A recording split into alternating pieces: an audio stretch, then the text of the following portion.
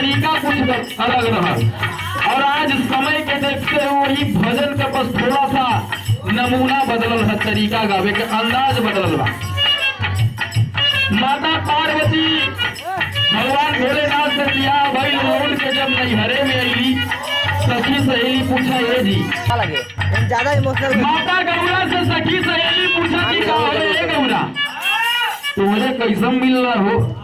तो दादा रे दादा मत पूछी। गौरा कहा कि क्या बताइए सखी दुनिया कहाँ से कहाँ चल गई। केहू 2 चक्का के गाड़ी में चलत बा, केहू 4 चक्का के गाड़ी में चलत बा, केहू 6 चक्का के गाड़ी में चलत बा, केहू पैदल चलत बा, केहू शर्ट पहनत बा, केहू हमारे जैसे जीन्स पहनत बा, केहू इतने आधा पहन के चटिये पर घूमत।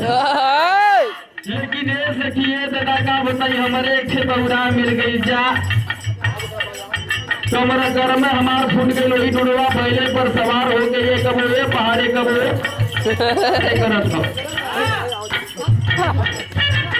बतावे अपने सखी से अपन हाल समाचार बतावे। क्या कहना से दादा गेहूं के पिया चले, गेहूं के पिया चले, झूठ मूठ खा के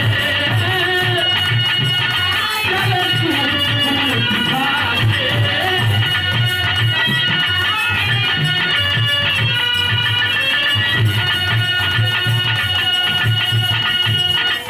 चले 4 चक्का गाड़ी, चले 4 चक्का गाड़ी साथियों साथ।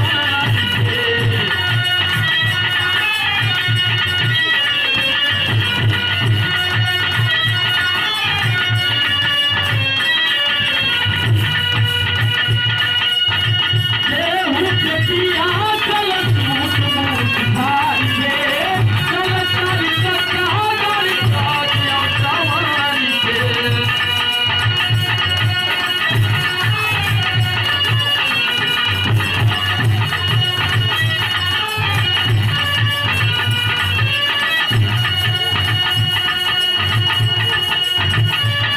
हमारो राजा जैसे घूमलो, कहाँ घूमलो? हमारो सैया जैसे घूमलो पहाड़ा, बड़े भाई भाई सखी सब कर तू सहारा,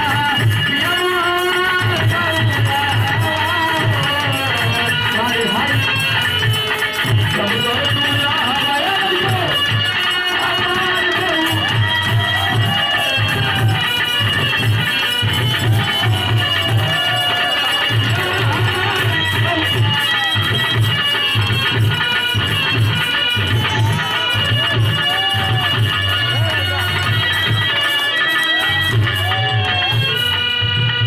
जिस झाड़ जिस तारी गलत नहीं, गलत नहीं, गलत नहीं। पूरा